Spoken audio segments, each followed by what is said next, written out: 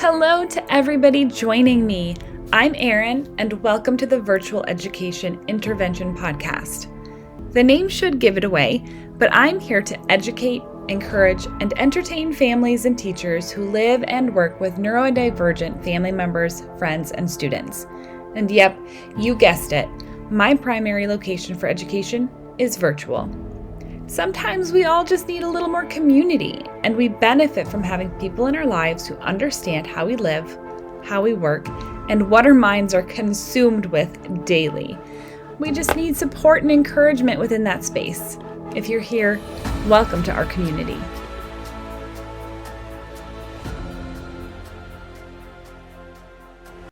I want to thank you for joining me on the very first podcast out of what I hope are many more to come. I am so excited to be here on our new virtual education intervention podcast. I am the owner and lead education specialist for Erin Luchterhand Coaching. We are a virtual special education neurodivergent tutoring services, and we offer specific research-based intervention for students and adults with different neurodivergent needs. And so I've been doing this for a long time, and I am thrilled to bring it to the podcast world. So hopefully you join in, find your community here. But before we really dive into the deep content that is so important and so valuable, I want to introduce myself, share a little bit about me, and why you should trust me on this journey, what I have to offer you. So we're going to dive in to a little bit of background about me. I am currently the mother of 4 amazing children. I say currently because I obviously was not always the mother of 4 children. My story goes back a long time. And so I am married to a wonderful, wonderful man. I have 4 amazing kiddos. We homeschool our children, and we run our business and work from home. My husband and I collaborate and work together really, really well. So I have such a wonderful partner in him that we kind of tag team homeschooling, we tag team the business and work and all of the good things. But I'm going to back up a little bit to high school Erin. My passion for special education, for disability ministry, all happened when I was a junior in high school. If you don't know this about me, fun fact, I live in Green Bay, Wisconsin currently. I was born and raised in northern Wisconsin. And in northern Wisconsin, there's a tiny, itty-bitty little town called Athelstane, right near Crivets, an hour north of Green Bay. I mean, you can barely find this place on a map. Middle of the woods. It's amazing. So when I was in high school, I was active in a lot of activities, but one of my favorite things to do was to go to our church's youth group. And our church at the time was going to volunteer at a place called Camp Daniel. And camp, I will talk about quite a bit, is a Christian camp for people of all ages and all disabilities. The camp is geared towards special needs individuals of all ages 8 to 80. They service all kinds of disabilities, whether it's Down syndrome or autism or physical disabilities or intellectual disabilities. There's just such a beautiful canvas of people that attend camp. And so I went as a youth volunteer. So the way it works is you are paired up with a camper. If your camper has less needs, and maybe you'll have 2, but typically you're paired with one counselor or counselor in training if you're under 18, and one individual with disabilities, one camper. And I don't even recall at the time what I was really thinking or feeling going to camp, because I had never done anything like this before. And I went my first year, and I believe it was in between my junior and senior year of high school, possibly sophomore and junior. And I went, and it was good. It was fine. Great, cool, glad I did it. But I didn't necessarily feel anything above and beyond that. But I am a very deep emotional feeler type of person. And so when I feel like something needs to happen, or like that's the right direction and that's the path. I'm a Christian, and so I believe that that's the path the Lord has me on. Then I need to kind of really dive into that and to seek the Lord and seek what He wants from me. And so that following summer, about a year later, I attended Camp Daniel again. Hey, the first year was good, had a good time, let's go back. And my second year at camp was like my mind exploded with, this is my world. This is what I'm supposed to do. These are the people I'm supposed to serve and work with. And this is the community and the demographic that the Lord has placed on my heart. And I don't know what it was about that year, but all I can say was it just, like, there was no denying it for me. Like, I was going to live in this world. And at the same time, I am not a camp person. So to speak. Like, I absolutely love and adore Camp Daniel, and they have built it into this beautiful, incredible, God-honoring, mind-blowing camp. And that's a story for another time that I'm sure I'll share. But I needed to find something, and the Lord was leading me at the time, that would allow me to pursue my work with people with disabilities and disability ministry, sharing the love of Jesus with that community, with the practical application of a job. And, I was 18, I was going to college. At that point, I didn't know, will I get married someday? Will I have somebody to be able to help support me financially? I didn't know. And so, the practical side of me, I could hear my mother speaking, you have to have something, some education, some training, something that's going to be able to provide and support for yourself or your family, should you need it. And so, my mom was a teacher, a math teacher. So I grew up hearing, don't go into education. Do not go into public education. There's the bureaucracy. There's this, there's that. And so I was going originally, before disability ministry, I wanted to go into political broadcast journalism. So I was going to be like the next political pundit on television. And thank God that didn't happen. But I took one communications class at college. I went to Liberty University. This was the fall of 2005, and I took one communications class, and I absolutely hated it. And so I knew deeply that I needed to do something with disability ministry. But what I didn't know is what. And I would pray and I would seek the Lord, and I learned so many amazing things at Liberty. And one of those things is that we don't need to live within a box. That I can get a degree in special education or in speech therapy or in whatever, right? If you're not in education, it could be related to anything, but the Lord can use that, and He works outside of the box. So I, after a lot of prayer, a lot of talking to my mother, who was a teacher, I decided to pursue a degree in special education with an emphasis or a extra certification, whatever you want to call it, in elementary education. Great bonus for my teaching license, right? And so I knew at that time I had no desire to go teach in a public school classroom.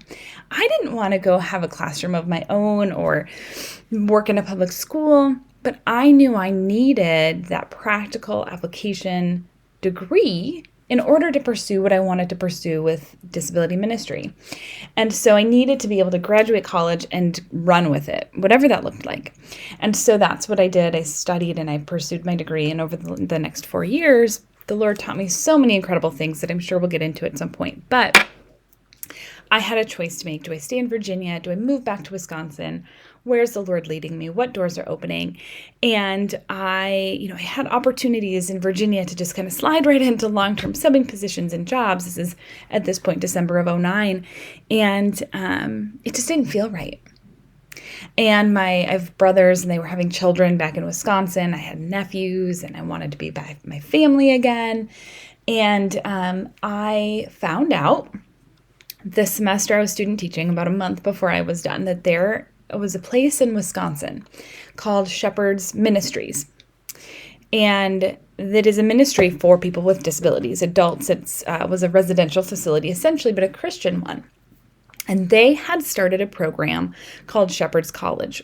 And Shepherd's College is designed, it still exists, it's thriving, which is amazing, but it was designed to teach individuals with disabilities life skills, job skills, daily living skills, friendship, community, safety, right? All from the biblical perspective, all from the core principle that they are created on and for a purpose. And that is incredibly beautiful to me. And I still, to this day, just carry those principles deep within me because it's a core belief of mine. And I think it's something that really drives the work that I do, is above and beyond any academic support or intervention I can offer, is the confidence that I know and can hopefully instill in families and individuals that all of us, whether we have a disability or not, are made in the image of God, and we are created on and for a purpose. And so I believe that deeply. Now, I had no idea if Shepherd's College was even hiring, but I reached out to the director, and sure enough, I was offered an interview, which was amazing. So without any guarantee of a job, I packed my bag after I was done student teaching, or I packed my little 2000 Saturn with everything I owned that I could fit in my car. I sold the rest and I drove myself back to Wisconsin. And so I interviewed for the job. I ended up getting a weekend residential life job, which was great. So the way that Shepherd's College works is that it is a residential program. So students live on campus and they have staff all weekend long for residential life, activities, safety, cooking, games, all of the things. And so my first job was to develop the curriculum and teach a class on financial literacy on Fridays, and then basically live on campus and be there all weekend long. That first semester, and then that soon translated into a full-time job on the teaching staff, developing curriculum, advising students, and it was awesome. And so at the time, the program only had 14 students, and now it's thriving in the 70s, 80s. Students, they're looking to expand. They have done so many wonderful things. I loved my time at Shepherd's. Now, the cool part is the Lord did so many wonderful things there. He gave me so many opportunities to develop programs, curriculum. I, had an entire offshoot program. I was able to say, this is a need we need to provide, and we were able to develop that. But personally, above and beyond that, the Lord brought me to Shepherd's, and that's where I met my husband. And he was also working at Shepherd's College. We worked residential life on the weekends together, got to know each other as good friends, had a pretty quick dating relationship. We dated and were married within a year. And he is just such a gift to me. One of the best decisions I ever made in my life. And I'm just so grateful that the Lord brought him to my life. And so we have been married now for 13 and a half years. And at the time, we were both working at Shepherd's. He was finishing up college, and we were, just kind of plugging along. Soon enough, a couple of years go by, and we get pregnant. We have our son, then we have our daughter 2 years after that. And so in that season of life, obviously you have to make some changes and some decisions. And so I stepped down from my position. He started working at our church locally. And then after a couple of years, we decided to kind of explore online teaching for me.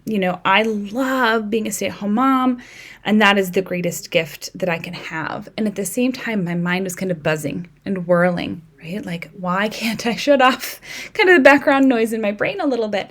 But I knew that there was still so much to bring to the table in the world of special education and neurodivergence. And so I was offered a teaching job living in Wisconsin, working for a charter school in another state. So I got my teaching license in that other state. And silly me, I had only worked with adults and I had only worked in the private world. I thought it was this great, grand, wonderful idea to jump into the world of public, virtual special education. Having never written an IEP in my professional life, I really had to learn on the job, and I was blessed with amazing coworkers and staff that really took me under their wings, and I am dear, dear friends with them to this day. I'm so thankful for them. And so over the course of a couple of years, I really kind of dove in the deep end there, was able to spend as much time with my children as possible, and also provide services for families and students that really needed it. Through this process, I was able to get trained in different educational interventions. Orton Gillingham Reading Intervention, which is this incredible research-based scientific foundation of reading program and curriculum that really, really supports struggling readers and students with dyslexia. That has been invaluable to the work that I do with my students. I received my master's certification in autism, again, invaluable to the work that I do with my students. And so this online teaching job had a lot of challenges, but it has developed in me an incredible gift of training and insight and experience that I can now offer families. From the charter school, I moved into a private startup that was launching in January of 2021. And the vision there was to really expand services virtually to individuals with neurodivergence. It was founded by families of students with ADHD and autism that really wanted to see these services expanded. And so I was hired on as one of the first teachers. I contracted with them. I worked full time with them. I helped to manage the program. And it was really a beautiful season of seeing so many ideas start to take root. From there, I was able to launch my own business in tutoring and in virtual intervention because I'd had the experience of program development. I've had the experience of managing a virtual neurodivergent program, of working with teachers, of scheduling, of all of the background logistics that goes into it. But it also really honed my skill set in teaching intervention and difficult things for students in the virtual world. And I will tell you this, I absolutely love teaching online. I know when COVID happened and everything went online, there were so many challenges and people had to kind of learn on the go. And then the pendulum swung when we could go in person. Everybody wanted in person. And now it's kind of swinging back and forth and it's evened out a little bit.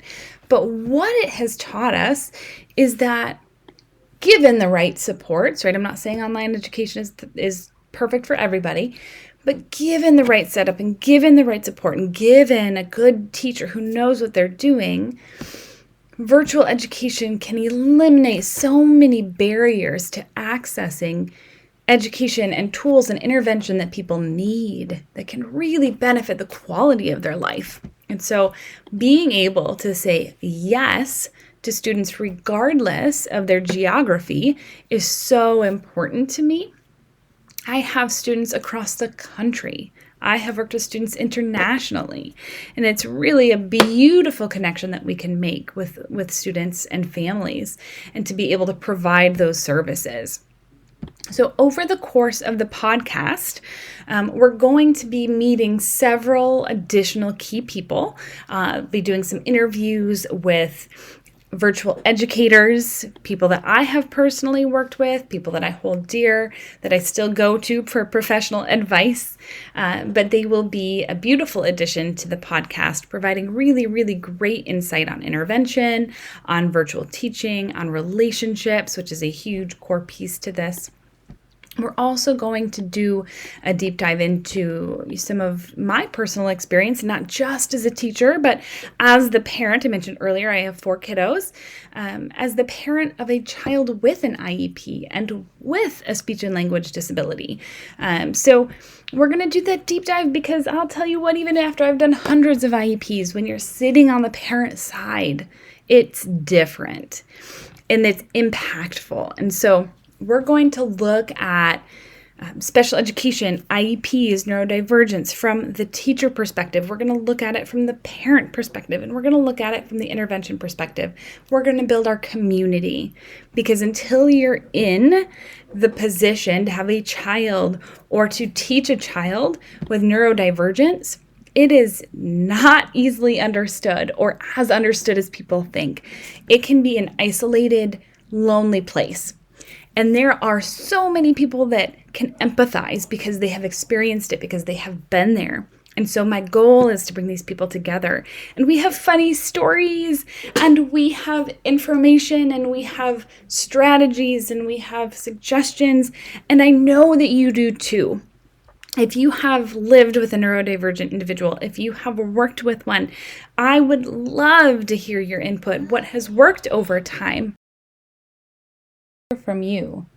What has worked for your family, for your child with ADHD, or your student with dyslexia, or your family friend with autism? What other neurodivergent or learning disabilities have you experienced, and what strategies and tips and tools do you recommend? Because we are a learning community, and we always love to hear new strategies or time-tested, research-backed strategies that you recommend as an educator or a parent. So that's the community that we're building. And over time, we're going to do the deep dive into these strategies. Why do we prefer Orton-Gillingham over other reading intervention strategies? What does Orton-Gillingham even mean? What does it look like? What does executive function mean? How is my child with ADHD or autism impacted by it? And so we're going to kind of do that deep dive into different forms of neurodivergence, different reading interventions and strategies that we can use to support our students, different ways we can engage the community and educate others. So that's, what we want to build. And I'm really excited and thrilled to be here. And if you're interested at all in learning more about the intervention services that Erin Luchterhand Coaching provides, feel free to check out our website. We would love to have you visit www.erinluchterhand.com, ErinLuchterhand.com. We are also on Facebook or Instagram, Erin Luchterhand Coaching. We offer reading intervention virtually. We offer executive function coaching. We offer contracted occupational therapy support for things that can be done virtually. We also offer writing support, whether your student is struggling or you're really wanting to expand that creative writing. We have summer programming as well, and we are expanding into different programs and different options, different curriculums, things like that. And so we're really thrilled that you're here. Please comment, follow along. We are looking forward to building this community and having you along for our adventure.